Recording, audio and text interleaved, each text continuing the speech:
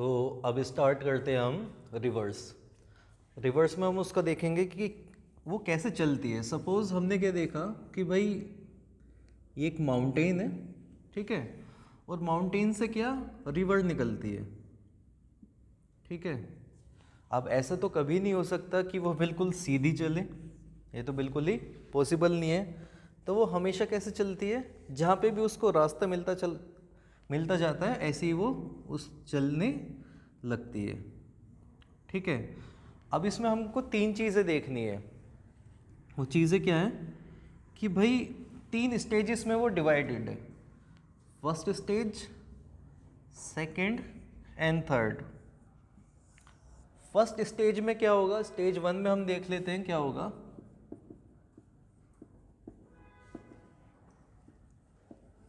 Means here we are talking about the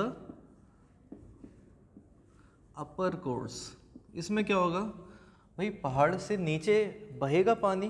तो आप देखो ना, आप ऐसे समझो कि सपोज़ ये एक फ्लैट एरिया है और इसके ऊपर मैं पानी डालता हूँ, तो उसका मूवमेंट तो कहीं पे होगा ही नहीं। अब इसको मैंने क्या किया, थोड़ा टेढ़ा किया, स्लोप दिया, तो पानी का मूवमेंट अप से नीचे डाउन जाने लगेगा। अब इसका स्लोप मैंने और भी ज़्यादा किया तो जाएगा अब तो अब भी हाइट से नीचे की साइड, लेकिन इसकी स्पीड बहुत ज़्यादा हो जाएगी। ऐसे क्या होगा, जब माउंटेन से नदी निकलेगी तो बेसिकली वो हाइट पे है। माउंटेन क्या है, हाइट पे है। बेसिकली वो कहाँ से आ रही है, कोई भी रिवर ग्लेशियर से। ग्लेशियर मतलब, ग्लेशियर क्या होते हैं, बेसिकली माउंटेन्स ही तो होते हैं। माउंटेन्स का मतलब क्या हो गया, हाइट, और हाइट से कहाँ पे आएगा पानी, नीचे की साइड। तो जब पानी नीचे की साइड आएगा यानी स्लोप क्या है, स्लोप बहुत ज़्यादा है, तो वाटर की स्पीड भी क्या हो जाएगी, वाटर की स्पीड भी बहुत ज़्यादा हाई होगी। स्पीड भी क्या होगी, बहुत ज़्यादा हाई होगी। यानी इस रिवर के मूवमेंट में एनर्जी क्या है, बहुत ज़्यादा है। तो आपको नहीं लगता कि वो अपने साथ बड़े बड़े रॉक्स लेके आएगी। मीन्स जब फर्स्ट स्टेज में यानी अपर कोर्स में ग्लेशियर्स पिघले, वो क्या बना, वाटर, वो क्या बन गई, रिवर। और वो हाइट से एकदम नीचे की साइड आएगी तो हमें पता है उसकी स्पीड क्या हो जाएगी, उसकी स्पीड हो जाएगी बहुत ज़्यादा। यानी उसमें एनर्जी भी क्या है, बहुत ज़्यादा। तो उस ताकत के साथ वो जो बड़े बड़े पत्थर हैं उनको भी माउंटेन से क्या नीचे ले आएगी। कहाँ पे ले आएगी, अर्थ के सरफेस पे। इतना क्लियर हुआ। अब इसके बाद देख लेते हैं हम सेकंड स्टेज। सेकंड स्टेज में क्या होगा,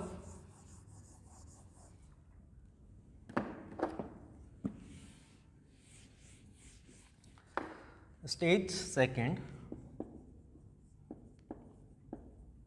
इसमें क्या है, एक मिडल कोर्स आ जाएगा। मिडल कोर्स, या इसको हम पाथ भी कह सकते हैं। अब क्या, वो हाइट से तो नीचे आ गई, ठीक है, तो डेफिनेटली क्या होगा, इसकी जो स्पीड है, स्पीड ऑफ रिवर, वो डेफिनेटली क्या हो जाएगी, वो डेफिनेटली कम हो जाएगी। तो जो रिवर की स्पीड है वो क्या हो जाएगी, कम हो जाएगी। अब आप एक चीज़ सोचो कि सपोज़ कोई चीज़ बहुत स्पीड के साथ नीचे आएगी, तो इसकी जो विड्थ है ना, ये चीज़ देखो बेटा आप, ये बहुत क्या होगी, नैरो होगी। लेकिन जब पानी की स्पीड क्या हो जाएगी, कम, तो उसकी जो ये विड्थ है ना, ये ज़्यादा हो जाएगी। ये क्या हो जाएगी, ये ज़्यादा हो जाएगी। तो सेकंड स्टेज में क्या होगा, जो पानी की जो सरफेस एरिया है वो बहुत ज़्यादा इंक्रीज़ हो जाएगा। इसके साथ साथ क्या होगा, अब जब नदी चलेगी तो उसके साथ क्या होगा, कुछ बाकी की भी ट्रिब्यूटरीज, मतलब ऐसी रिवर, सपोज इसको हम एक रिवर मान लेते हैं, कुछ छोटी छोटी नदियाँ आके इसमें मिल जाएगी, काफ़ी छोटी छोटी नदियाँ आके उसमें मिल जाएगी। इन छोटी छोटी नदियों को ही हम क्या कहते हैं, इन्हीं को हम कहते हैं ट्रिब्यूटरीज, यानी अब इसका सरफेस एरिया वो तो पहले से भी ज़्यादा हो जाएगा, लेकिन इसकी स्पीड क्या हो जाएगी, कम। तो यहाँ पे क्या हो सकता है, कुछ डिपोजिशन भी तो हो सकता है, थोड़ा बहुत तो डिपोजिशन हो गई।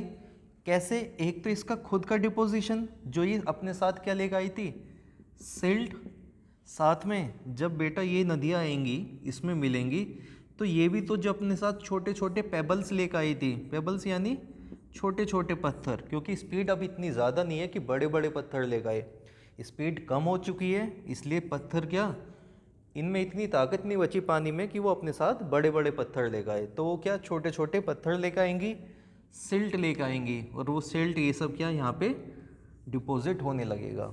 एक चीज़ मेन समझने की क्या चीज़ है, चलो वो बाद में देखेंगे। ये था हमारा मिडिल कोर्स। अब फाइनल में क्या होगा,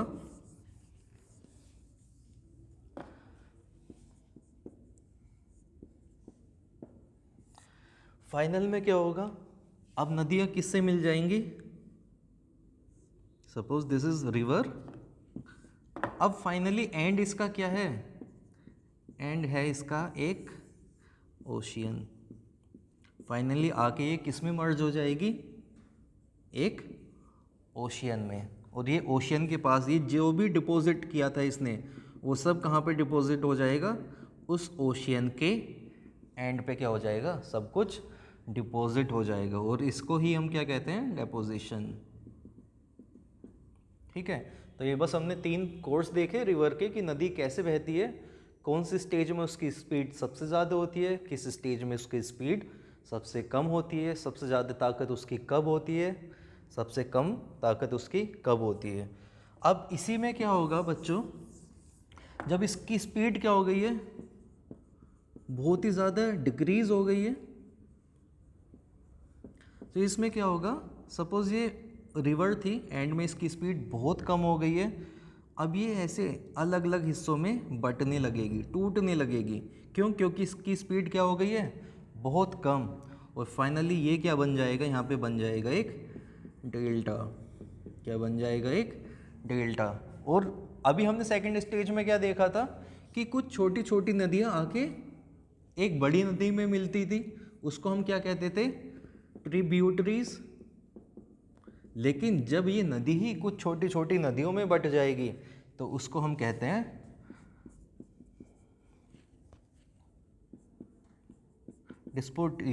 डिस्प्यूटरीज। ठीक है, ये क्या है, एंड में क्या बन जाएगा, एक डेल्टा बन जाएगा। जैसे वर्ल्ड का सबसे बड़ा डेल्टा कौन सा है, सुंदरबंस।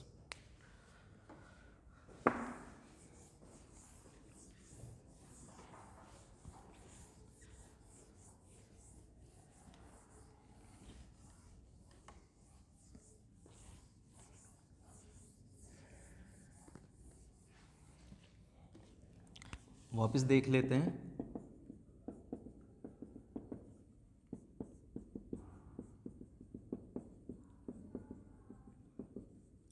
ट्रिब्यूटरी कौन से स्टेज में मिली हमें, स्टेज सेकंड में। डिस्ट्रीब्यूटरीज जिसकी वजह से क्या फॉर्म हुआ, डेल्टा, वो हमको किस स्टेज में मिला था, स्टेज थर्ड में। अब कुछ और फीचर्स देख लेते हैं उसके। अब क्या होगा, हमने देखा होगा कि सपोज एक ये रिवर बह रही है, ठीक है, और अचानक से यहाँ पे क्या है, हाइट है, सरफेस तो है लेकिन हाइट भी है, और अचानक से वहाँ पे क्या, लैंड मास ख़त्म हो जाए, ठीक है, और वो क्या नीचे गिरने लगे, तो इसको हम क्या कहते हैं,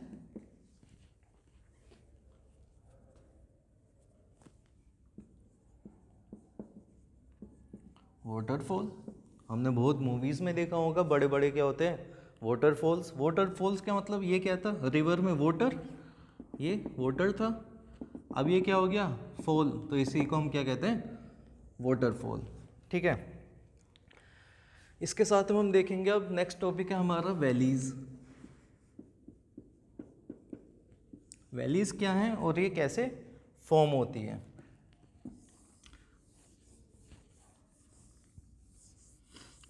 देखो बच्चों, सपोज क्या है, एक माउंटेन है, ये माउंटेन है हमारा, ठीक है, ऐसे माउंटेन बने हुए हैं।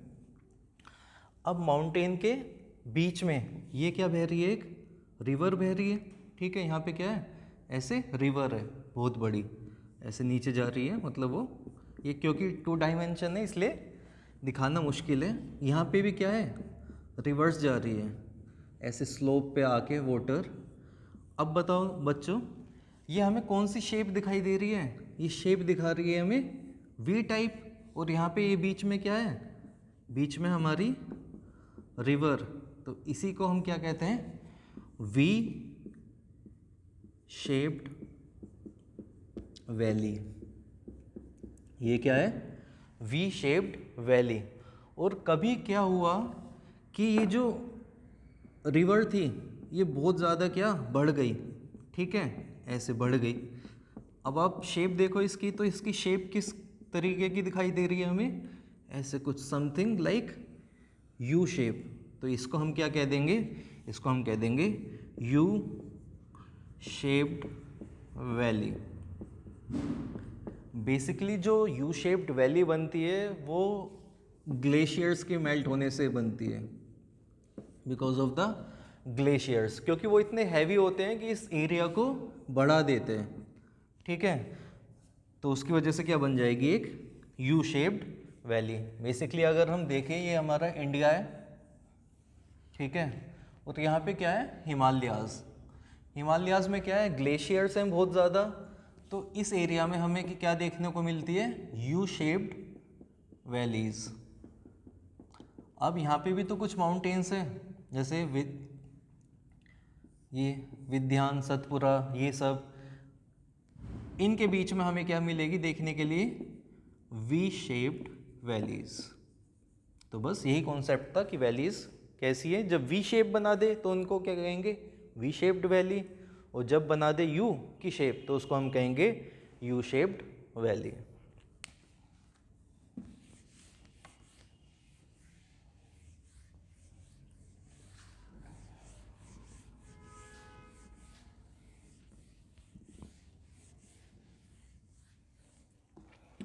वापस से एक चीज़ समझते हैं, रिवर कभी ऐसे तो देखी ही नहीं हमने चलती हुई बिल्कुल सीधी, ऐसा पॉसिबल ही नहीं है।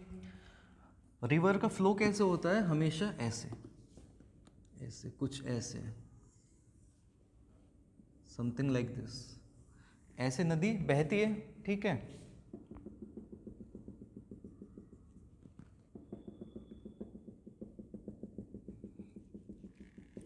कैसे चल रही है, ऐसे सांप के जैसी। इसी को हम क्या कहते हैं, मिएंडरिंग।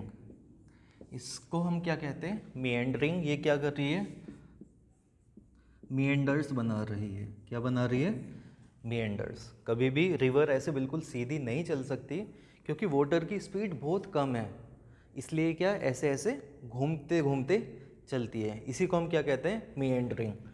अब सपोज क्या हुआ, रिवर अपनी शेप भी बदलती रहती है हमेशा, तो सपोज क्या हुआ, ऐसे रिवर चल रही थी कुछ ऐसे, ठीक है। अब क्या होगा, ये देखो, ये वाला हिस्सा ऐसे, ठीक है। कुछ टाइम के बाद क्या होगा, इसको रब कर देता हूं मैं,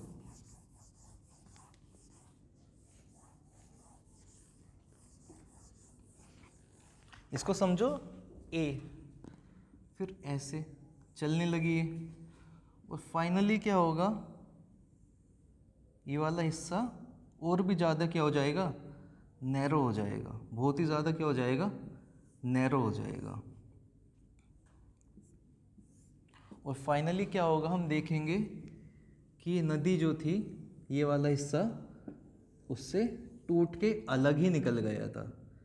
ये कुछ ऐसे, ये टूट के निकल गया, क्योंकि यहाँ पे ये क्या, दोनों जो पॉइंट थे यहाँ पे, ये दोनों, सपोज इसको मान लो आप .1, इसको मान लो आप .2, तो एक टाइम के बाद क्या, ये वाला हिस्सा अलग टूट जाएगा और ये आपस में यहाँ पे मिल जाएंगे ऐसे। मतलब रिवर का फ्लो क्या वापस से ही हो गया, और ये अलग ही टूट के यहाँ पे क्या बच गया, सिर्फ पानी। इसमें क्या है, सिर्फ पानी। ये किस के जैसा बन गया, एक लेक के जैसा। किसके जैसा बन गया, एक लेक के जैसा। यहाँ पे सब में क्या है, पानी। अब इस लेक की शेप कैसी है, इस लेक की शेप है ओक्स बो जैसी। किसके जैसी, ओक्स बो के जैसी। इसलिए हम इस लेक को क्या कहते हैं, ओक्स बो लेक। तो हमने क्या देखा, इस प्रोसेस को क्या कहते हैं, जैसे रिवर चलती है, जैसे नदी चलती है, उसको हम कहते हैं मीएंडरिंग।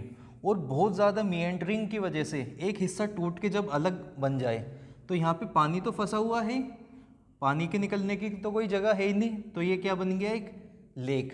लेकिन ये लेक गोल नहीं है, किसके जैसा, एक ओक्स बो के जैसा है। इसलिए हम इस लेक को क्या कह देते हैं, ओक्स बो लेक।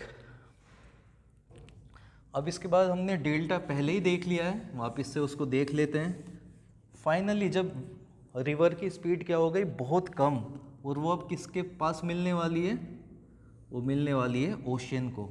तो यहाँ पे वो क्या ऐसे फटने लगेगी, रिवर क्या फटने लगेगी।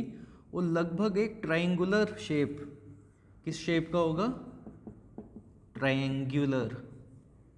ठीक है, यहाँ से बहुत सारी ये क्या निकल गई, डिस्ट्रीब्यूटरीज। ठीक है, सो बहुत सारी क्या छोटी छोटी नदियाँ बन जाएंगी एक ट्रायंगल शेप की, एक क्या लैंड मास बन जाएगा। उसको ही हम क्या बोलते हैं, उसी को हम बोलते हैं डेल्टा। उसको ही हम क्या बोलते हैं, उसको बोलते हैं डेल्टा।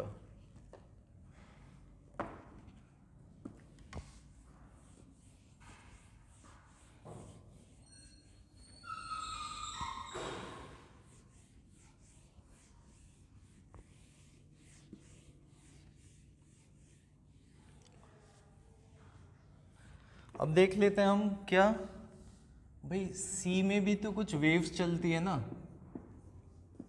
सी में भी क्या चलती हैं, कुछ वेव्स चलती हैं। जैसे कि हमने देखा होगा, जैसे हमने क्या टाइड्स देखते हैं ना, तो टाइड्स क्या है, वेव्स ही तो हैं। ठीक है, जिसको हम हिंदी में ज्वार भाटा बोलते हैं, वो क्या है, जो सी में क्या चल रही है, वेव्स चल रही हैं, उसी को हम क्या बोलते हैं, टाइड्स। ऐसी बहुत सारी वेव्स होती हैं। ठीक है, अब सपोज मैंने क्या बना दिया, एक रॉक बना दिया, एक पत्थर है। ठीक है, अब वो जिस मटेरियल से बना हुआ है, ठीक है, वो मटेरियल सॉफ्ट भी हो सकता है, वो मटेरियल हार्ड भी हो सकता है। तो इसकी वजह से क्या बन सकता है, कुछ रॉक क्या हो सकते हैं, सॉफ्ट रॉक, कुछ रॉक क्या हो सकते हैं, हार्ड रॉक। अब आप एक बात बताओ, सपोज ये आपके आगे एक रॉक रखा हुआ है, इस पे हवा चलती रहे, पानी आता रहे, पानी चलता रहे हवा से, पत्थर से, तो जो सॉफ्ट पार्ट होगा वो जल्दी टूटने लगेगा। इसके मुकाबले अगर ये वाला हिस्सा ज़्यादा मजबूत है तो इसको टूटने में बहुत ज़्यादा टाइम लगेगा, कई मिलियन साल लग सकते हैं। लेकिन ये वाला जो हिस्सा है कंपैरेटिवली ये क्या जल्दी से क्या होने लगेगा, टूटने लगेगा। अब उसकी वजह से क्या होगा ये हम देख लेते हैं। ठीक है, तो रॉक दो तरह के मटेरियल से बना हो सकता है, सॉफ्ट से भी, हार्ड से भी, जिसकी वजह से सॉफ्ट रॉक भी बन सकता है और हार्ड रॉक भी बन सकता है। सॉफ्ट रॉक क्या होगा, जल्दी से क्या टूटने लगेगा, यानी ब्रेकिंग डाउन, बहुत जल्दी क्या वो टूटने लगेगा। इतनी भी जल्दी नहीं, इसमें भी क्या हज़ारों साल लगेंगे, लेकिन इसके मुकाबले तो ये जल्दी टूटने लगेगा। अब इसकी वजह से कुछ फॉर्मेशन हो जाएगा सी में, जैसे कि क्या हम देख सकते हैं सी आर्क। सी आर्क कैसे बनेगा, आर्क हम सबको पता है ना, ऐसी सी केव भी समझ सकते हैं हम, दोनों एक ही जैसी चीज़ें हैं। सपोज ये एक रॉक था, ठीक है, इन द सी, ये नीचे क्या है, सब पानी है, समुंदर है, ठीक है, और यहाँ पे क्या है, एक रॉक है, ठीक है। अब यहाँ पे आप ऐसे समझो कि ये वाला जो हिस्सा बनाया है मैंने, ये वाला, ये क्या है, सॉफ्ट रॉक है। अब पानी की स्पीड की वजह से, पानी के इस पे बार बार लगने से, थाउजेंड्स ऑफ ईयर में, हज़ारों साल में, ऐसा हो सकता है कि ये वाला हिस्सा पहले ऐसे टूटने लगे, फिर ये वाला हिस्सा टूटने लगे, फिर ये वाला हिस्सा टूटने लगे, ये वाला हिस्सा टूटने लगे, और ये वाला हिस्सा टूटने लगे। तो फाइनली ऐसा हो सकता है ना कि यहाँ पे क्या बन जाए, एक ऐसा आर्च बन जाए। और ये सब क्या है, ये तो क्या था, रॉक था। ठीक है, जैसा आपने हमारे अपने घर पे देखा होगा, आर्च बन जाता है ना, ऐसे ही पानी में क्या होता है, मान लो एक पत्थर है और वो पत्थर धीरे धीरे क्या टूटने लगे और फाइनली क्या, उस पत्थर की शेप कैसी हो जाए, ऐसी हो जाए, तो उसको हम क्या कहेंगे, सी आर्क बोलेंगे उसको। सेम केस है सी केव के साथ। ठीक है, केव क्या होती है, केव का भी सेम सिस्टम है। इसी को समझ लो वापस कि क्या हुआ, सपोज सॉफ्ट रॉक था। ठीक है, आप इसको ऐसे समझो, पहले आप मशरूम देखिए ना, हम सब ने, ये मशरूम कुछ इस टाइप की होती है मशरूम, कुछ ऐसे।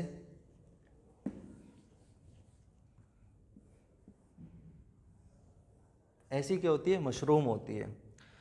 अब आप ऐसे मानो कि ये मशरूम कभी ऐसे पत्थर था, ठीक है, लेकिन इसका ये वाला जो हिस्सा है, ये वाला जो हिस्सा था, ये बना हुआ था सॉफ्ट रॉक से। ठीक है, और ये वाला जो हिस्सा बच गया है,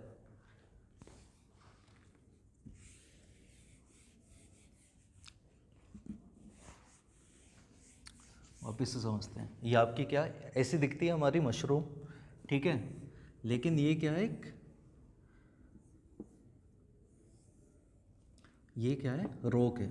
इसको हम क्या कहते हैं, मशरूम रॉक, जो कि किससे बना है, विंड से बना है।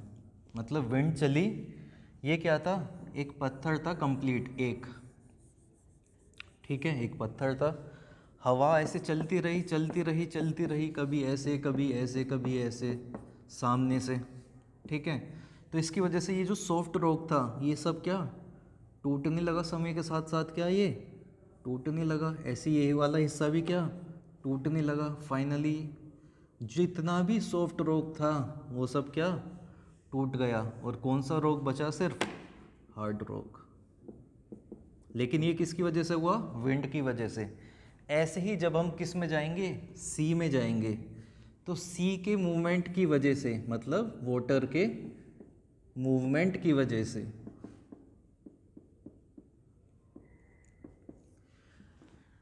जो रॉक होगा कैसा, सॉफ्ट, वो क्या टूटने लगेगा। और समंदर में सपोज ये पहाड़ है एक, ठीक है, यहाँ पे क्या है, वाटर है, सिर्फ यहाँ पे क्या है, पानी है नीचे, और इसके साइड में क्या है, कुछ माउंटेन बना हुआ है। अब इस माउंटेन में यहाँ पे पानी आया कुछ थाउजेंड्स ईयर में, कुछ ऐसे ऐसे ऐसे, और यहाँ पे क्या बना दी, एक केव बना दी। क्या बन गई, यहाँ पे एक केव बन गई, किसकी वजह से, मूवमेंट ऑफ वाटर, जिसमें कुछ क्या, कुछ स्पीड थी। ठीक है, मतलब क्या थी, कुछ एनर्जी, उस एनर्जी जी की वजह से क्या हुआ, ब्रेकिंग डाउन ऑफ रॉक, और वो पत्थर टूट गया, और यहाँ पे क्या बन गई, एक केव बन गई, एक गुफा बन गई। इस गुफा को हम क्या कहेंगे, सी केव। इतना क्लियर हुआ। नेक्स्ट देख लेते हैं हम, नेक्स्ट इज स्टैक्स। स्टैक्स क्या होते हैं, स्टैक्स क्या होंगे, सपोज आप ये ओशियन मान लो एक,